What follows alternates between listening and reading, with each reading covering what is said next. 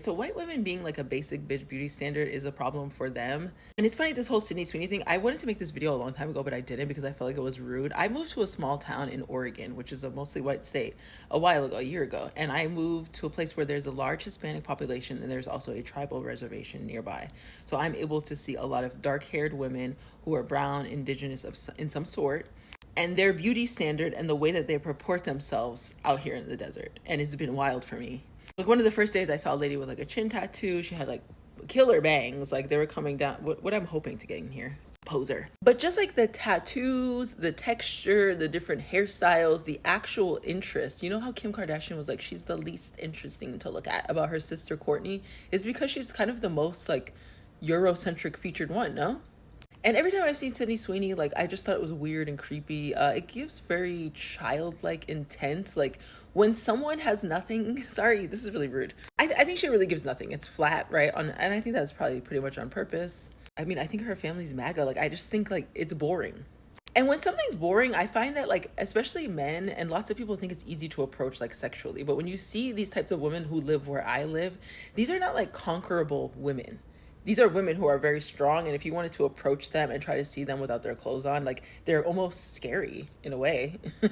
And that's not because they're brown. I'm brown. Like, I relate very much with these women, but I'm a Black woman, so they look very different from me. So it's been amazing to observe that. But anytime you live in a place where there's a firm ethnic minority in place, like I lived in Bedford-Stuyvesant for many years in Brooklyn, and that's a Black neighborhood. And like the things that you see when you really see the beauty standards of those communities, you start to wonder how white people were even able to purport themselves as the most beautiful when they're in fact look the most boring. But I think this is a function of their supremacy, right? Is to like train the women not to be attractive to men of other races because you don't want to water down, you don't want to add to your race, right? You want to keep watering it down.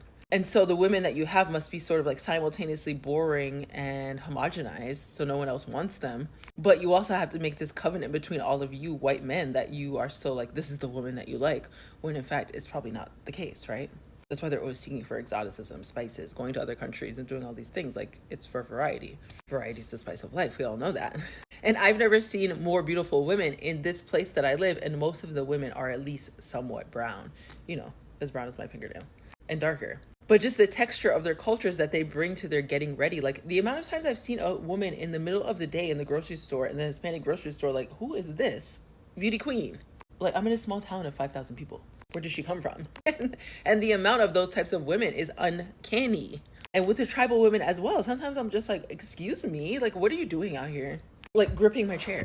It's the jewelry, it's the adornment, it's all of these things. And white women just like are not really told to have those things. It's like, no, wear other people's cultures. And like, that's kind of what they have. Or like a Swedish clean girl look that I don't even know if they came up with. I don't really care, to be honest with you. But like, just like the idea of a blonde haired, blue eyed woman, like most people are not blonde anyway. Like Sydney Sweeney is not a natural blonde, I don't think. And that's also a thing that's missing from the conversation. Like, it's not even real. Even the beauty standard is not real, and very few people achieve it. And even when they do, no one ever talks about how like a lot of blonde haired, blue eyed women aren't really that particularly attractive, but because they come with that patina of white supremacy, they become that way.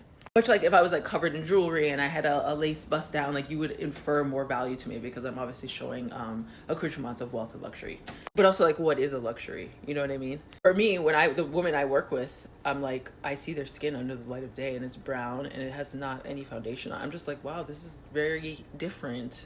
And it's a standard that I'm just meeting here. And I'm in my 40s, so it's kind of crazy to be able to see this, even knowing what I know, being a part of the Black community. Like white supremacy and sort of like putting white women in that role in the way that they have been is a doom and a detriment to them. Because they have nothing to work with. Because they're being forced to be homogenized. And the worst thing you can do to make a woman less exciting is to make her try to be like someone else. That's the point of her as a woman individually, is that she's magical in her own special way, in her own weird ass way. And I feel like white supremacy kind of eliminates that. But when you see someone like Sydney Sweeney, you're just like, this is very like low level teen boy shooting for the lowest mark, to be honest with you, for the lowest bar. There's also subliminal things in the good genes portion. When you think of good genes, you think of smarts or athleticism. She doesn't exhibit any of those things. So maybe she really is just talking about the pants that she's wearing. Like if you're gonna say something's like exemplary genes, you might want to use like a tribal person with like a full, you know, setup here. It's just very strange to attribute strengths in places where they don't belong, actually. I hope that whole thing made sense. Nah.